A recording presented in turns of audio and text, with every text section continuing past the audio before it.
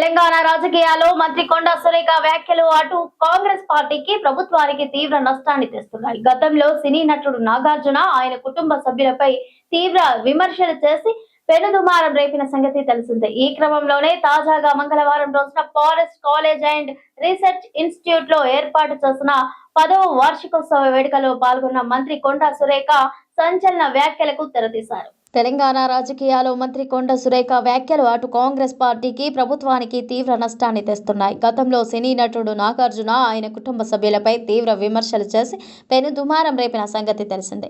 ఈ క్రమంలోనే తాజాగా మంత్రి కొండా సురేఖ చేసిన వ్యాఖ్యలు తీవ్ర దుమారం రేపుతున్నాయి. Forest college and research institute లో ఏర్పాటు చేసిన 10వ వార్షికోత్సవ వేడుకల్లో పాల్గొన్న మంత్రి కొండా సురేఖ సంచలన వ్యాఖ్యలకు తెరతీశారు. తాము రాజకీయ నేతలమని పేర్కొన్న కొండా సురేఖ రాజకీయాల్లో వేలుముద్రగాళ్లు కూడా సీఎం అవుతారని చేసిన వ్యాఖ్యలు తీవ్ర సంచలనంగా మారాయి.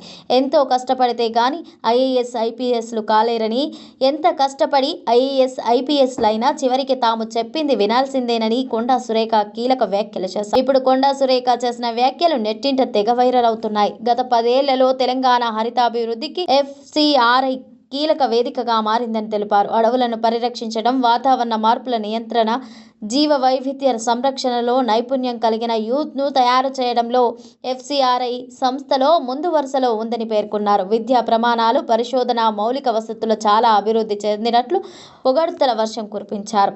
ఈ సందర్భంగా మాట్లాడిన మంత్రి కొండా సురేఖ ఖాళీ అధ్యాపకుల పోస్టుల భర్తీతో పాటు సీనియర్ ఫ్యాకల్టీల నియామకం, మౌలిక వసతులను మరింత బలోపేతం చేయడంతో పాటు ప్రతిపాదనలు పంపాలని, వాటిని ముఖ్యమంత్రి దృష్టికి తీసుకెళ్లి వాటిని భర్తీ చేస్తామని కొండా సురేఖ తెలిపారు. పోటీ పరీక్షలకు స్టూడెంట్స్ సిద్ధమవ్వాలని పేర్కొన్న మంత్రి సురేఖ ఫారెస్ట్ లో ఉన్న విస్తృత అవకాశాలను ఉపయోగించుకోవాలని తెలిపారు.